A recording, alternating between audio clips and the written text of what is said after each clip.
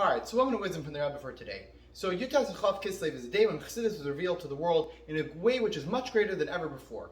Now, what the idea of chassidus is, the Frierdiker Rebbe explained with two examples. One example is the idea of coal, where coal is from the depths of the ground, where you have a commander who comes with a big group of guys, he tells them where to start digging, and they all need to start digging based on where the commander tells them. But ultimately, it's not enough for them to just rely on the breath of the commander, even though they have to listen to every word. They also need to be alive for themselves. They also have to be able to breathe themselves and be connected to above. Second example is the idea of a pearl, which is found in the depths of the ocean.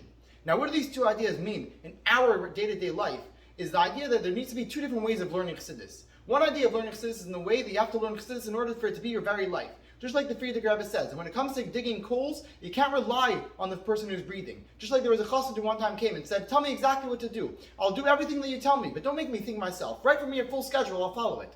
That's not the way we need to live life. You have to live life that you have to be alive yourself. You can't rely on the Rebbe entirely. Like we know the difference between Chabad and Palin is that it's not enough to say that the tzaddik will live for you. You have to be alive yourself. And that comes through learning chassidus in a way that you actually think it through. Think it through deeply. Actually internalize it. And then it will add warmth and light, just like coals, in your life. And it's just like a person can't say, "I'll breathe Sunday, I'll breathe Tuesday. Monday I'm going to take a day off of breathing." It doesn't work. So too, a person has to think chassidus every single day. You can't say, "I thought chassidus yesterday. I know so many mamarim already." Every single day you have to think chassidus. Then there's a second idea, because ultimately, even if you have that first idea, it's about you thinking chassidus. Second idea is to be totally drowned out in chassidus. Totally drown yourself, throw yourself in entirely. And that's like a pearl which is found at the depths of the ocean, totally covered over by water. Person learns a lot of chassidus, covers a lot of ground. He comes to a higher place where he's lifted up from the ground. He's living the life of chassidus. And that comes through learning a lot of chassidus, knowing a ton, and fully being enveloped in the water of Hashem, of Molar, Steas Hashem, like the world will totally be covered over with the knowledge of Hashem in the times of Mashiach.